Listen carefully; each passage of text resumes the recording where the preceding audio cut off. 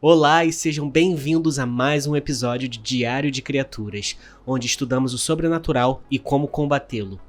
No último episódio, nós analisamos uma criatura tão absurdamente poderosa que ela vai além da compreensão humana. Hoje, nós vamos abaixar um pouquinho a escala e iremos falar não de um ser específico, mas sim de uma espécie por inteiro: vampiros.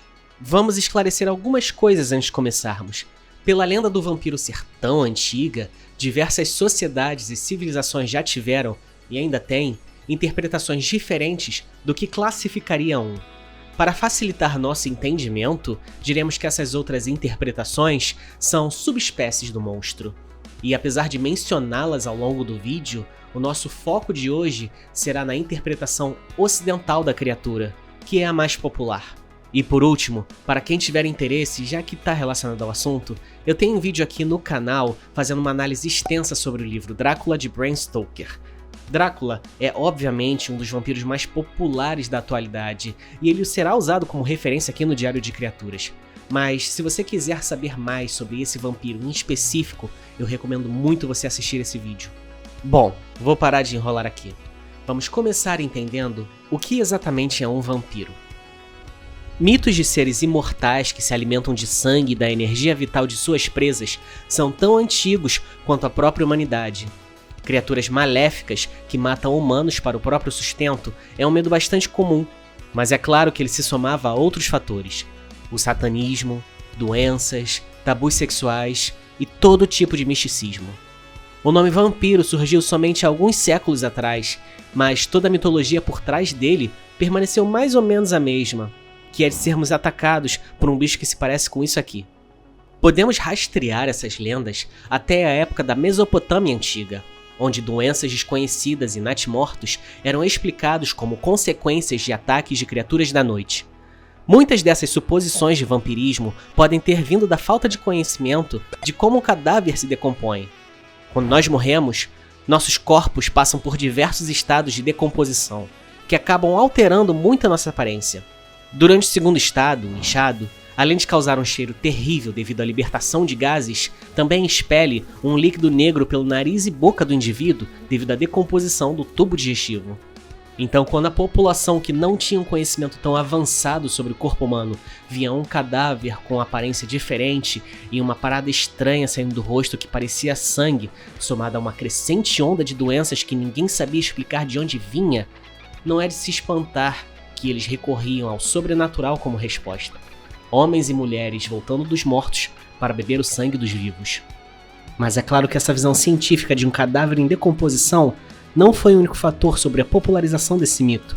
Uma visão religiosa e puritana também acrescentou ao medo que as pessoas sentiam do desconhecido, não só através de contratos com demônios ou proximidade com satanismo ou outras religiões pagãs, mas também através de tabus sexuais. Na Grécia e Roma Antiga, por exemplo, o maior medo vinha da sedução de um demônio mulher, uma sucube, um desejo proibido que resultaria na morte certa. Essa visão continuou através dos anos e, enquanto ainda muito conectada ao homem sendo corrompido pela figura feminina, ela também se expandiu para outras formas de corrupção sexual, como o incesto, o homossexualismo e o adultério. O vampiro sempre teve uma forte conotação sexual, e eu entro em bastante detalhe nisso no meu vídeo sobre Drácula. Assista esse vídeo, hein? A nossa concepção atual de vampiros ainda segue essa linha, de criaturas sedutoras e imortais, com dentes e unhas afiados e uma sede de sangue inigualável. É comumente descrito com uma aparência mais humana, quando comparado com versões mais antigas, mas ainda assim podem se transformar em uma criatura monstruosa, sua verdadeira forma, quando bem entender. Enquanto vampiros preferem atacar suas vítimas de forma sorrateira, eles não negam um confronto direto caso necessário. Eles possuem uma força sobre-humana, equiparável a 10 ou 20 homens até, e uma lista de poderes bastante variada. Eles conseguem hipnotizar suas vítimas, se transformar em animais como lobos, ratos e morcegos, se comunicar com tais animais, se regenerarem, manipular sombras e até mesmo usar magia negra, o que pode expandir ainda mais sua lista de poderes. Existem diversas formas de como alguém pode se transformar em uma criatura dessas, através de um pacto, uma maldição ou até mesmo de uma reprodução natural. Mas o maior perigo dos vampiros é o quão rápido eles conseguem se multiplicar através do contágio. Quando um vampiro morde sua vítima, essa se torna infectada, com a transformação acontecendo ao longo de alguns dias, às vezes até mesmo instantaneamente. Então, quanto mais pessoas um vampiro morde, mais são transformadas, e essas novas criaturas, por sua vez, podem morder mais presas e transformar mais inocentes em monstros sanguinários. A forma de ataque mais comum é através da mordidinha no pescoço, drenando o sangue por ali e deixando 2 furinhos no local.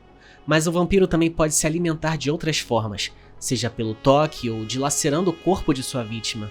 Então nem sempre o ataque vai ser tão elegante quanto a mordida.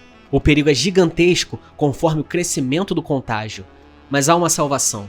Caso a pessoa que tenha sido mordida esteja em processo de transformação, então é necessário matar o vampiro original para reverter o efeito. Uma espécie de libertação da alma que pode causar efeito dominó com as outras vítimas também. Infelizmente, matar um vampiro é mais fácil falado do que feito, mas vamos chegar lá já já. Que tal falarmos um pouquinho das subespécies? Através do mundo, temos algumas variações diferentes do que classificaria um vampiro. A que acabamos de descrever é a mais popular em filmes, séries e livros, o vampiro da Europa Ocidental. Seres inteligentes, bonitos e refinados, podendo ser um tanto temperamentais, dependendo das circunstâncias, e que conseguem mesclar na sociedade e atacar suas presas com toda a calma do mundo. Agora, quanto ao leste europeu, em países como a Romênia, Bulgária, essas criaturas são descritas como mais selvagens, mais próximos de um cadáver fisicamente, mas ainda assim incrivelmente fortes. Pense assim, enquanto a imagem do vampiro ocidental é como a de Drácula, a mais tradicional do Oriente é mais próxima de Orlok, fisicamente pelo menos. No Brasil, temos o vampiro chamado Encourado, que habita a região do Nordeste. Vestindo roupas pretas de couro e com uma aparência grotesca, ele costuma perseguir aqueles que não frequentam a igreja. Surpreendentemente, ele é bastante carismático. Na China, temos o Jiangshu, o vampiro saltador, que também pode ser descrito como um zumbi. Além de poder consumir carne humana, ele também pode absorver o Qi de criaturas vivas. Apesar de serem mais conhecidos por dar pulinhos por aí na cultura popular, também são capazes de correr normalmente, e se tiverem absorvido bastante energia vital, podem até mesmo voar. Na África Ocidental, temos o Assambosen, criaturas que se parecem com morcegos e que possuem dentes de ferro e ganchos nos pés. Se prendem em árvores e atacam qualquer um que se aproximar. Essa foi uma sessão rápida para mostrar a variedade de vampiros ao redor do mundo e como ela corresponde à cultura local. Na Europa, tanto no Oriente quanto no Ocidente, o monstro tem uma forte ligação com o cristianismo e o que essa religião considera mal ou satânico. Na África, o mito foi popularizado por tribos locais que dependiam de caçadores para trazer o sustento de suas famílias e que podiam acabar se deparando com algo em suas aventuras. Na China, ele tem uma forte conexão com a ideia de Qi, um conceito que teve sua origem nessa cultura. Mas no fim das contas, apesar de todas as suas diferenças, eles ainda têm sua essência bastante parecida. Um monstro que come gente não é maneiro. À primeira vista, vampiros parecem imortais, mas eles possuem diversas fraquezas que permitem que humanos comuns como eu e você consigam combatê-los. A primeira coisa que precisamos saber é que vampiros são criaturas noturnas. Durante o dia, eles dormem, quase que em estado de coma. Não importa o que esteja acontecendo, é muito difícil eles acordarem enquanto o sol não se põe. Mas se por algum motivo eles estiverem de pé, não se preocupem, pois sua força é reduzida. Ele ainda é sobre-humano, é claro, então você não vai ganhar nenhuma queda de braço, mas ele não pode usar a maioria de seus poderes. Com um bom planejamento, é possível derrotá-lo mesmo acordado.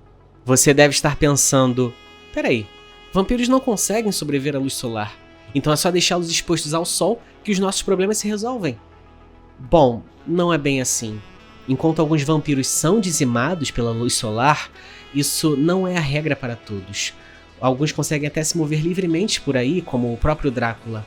Então, enquanto essa pode ser a solução em alguns casos, não é bom depender exclusivamente dela. A forma mais eficiente de acabar com o vampiro é através de uma estaca no coração. o que pode parecer difícil, mas lembre-se, se você descobrir o local de descanso da criatura, você pode esperá-la adormecer para poder eliminá-la. Um verdadeiro caçador sabe o momento certo de atacar. Agora, mesmo depois de aplicar uma estaca no coração, se você quiser garantir mesmo que o vampiro não retornará, o que você deve fazer é decapitar o monstro e queimar o resto do corpo. Isso impedirá qualquer tipo de regeneração.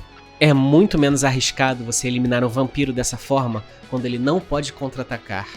Evitar um confronto direto é extremamente recomendado, mas caso por algum motivo você precise batalhar contra um, existem algumas coisas que você precisa manter em mente. Símbolos religiosos como a cruz e a água benta são excelentes para manter a distância, já que isso causa grande aversão ao vampiro. O alho, por algum motivo, também se mostrou bastante eficiente para isso, e é usado frequentemente como colar por aqueles que se sentem ameaçados. Mas se você quiser causar um estrago mesmo, use armas de prata. Isso impedirá uma regeneração rápida por parte do monstro. Isso é porque prata é considerado um metal sagrado, e como o vampiro é considerado um ser das trevas, qualquer coisa que remeta a isso, pelo menos uma visão cristã, é bastante efetivo contra ele. Vamos lembrar aqui que a forma de combate que eu estou descrevendo é contra o vampiro ocidental, que tem uma forte ligação ao satanismo. Por isso, temos bastante uso de símbolos religiosos. Em algumas subespécies, o vampiro se comporta como um animal e pode ser morto por formas mais tradicionais. Mas ainda assim, eu recomendaria o uso de prata para proteção, só para garantir, sabe? Agora, se você não estiver devidamente preparado, não perca a esperança, pois ainda há algumas coisas que você pode fazer para escapar. A primeira é que um vampiro não pode entrar em uma propriedade se não for devidamente convidado. Então, se você estiver em casa, é só não chamar ele para dentro, que ele literalmente não pode fazer nada. Um outro fato sobre vampiros é que eles são descritos como aritmomaníacos, isto é, possuem uma obsessão de contar objetos. Então uma boa é você derrubar coisas em sua frente para fazer com que o monstro pare o que está fazendo para contar o que foi caído. E é muito melhor que você faça isso com coisas pequenas que podem somar em uma quantidade grande, como arroz, açúcar, sal, esse tipo de coisa, sabe? É possível distrair o vampiro por tempo suficiente para fugir ou até mesmo atacá-lo caso se sinta confiante. Mas cuidado, hein? Apesar dessa obsessão de contar ser quase incontrolável, ainda existe a possibilidade dele prisar a própria pele e contra-atacar caso se sinta ameaçado. Por fim, eu gostaria de acrescentar um importantíssimo detalhe. Quando uma pessoa se transforma em vampiro, em alguns casos, ela passa por uma mudança extrema de personalidade. Ela se torna cruel, sádica, sedutora, mas esse nem sempre é o caso. Existem aqueles que conseguem controlar seus impulsos e conviver em sociedade. Nem todo vampiro é uma criatura do mal, mas é importante não abaixarmos nossa guarda, pois, devido à inteligência elevada dessa criatura, aqueles que são podem tentar nos enganar. Bom, pessoal, vou ficar por aqui. Espero que tenham gostado desse episódio de Diário de Criaturas. Se você tem uma sugestão para o próximo vídeo, deixa aqui nos comentários. E não esqueça também de deixar o like e se inscrever no canal caso não tenha feito. Um grande abraço e até a próxima.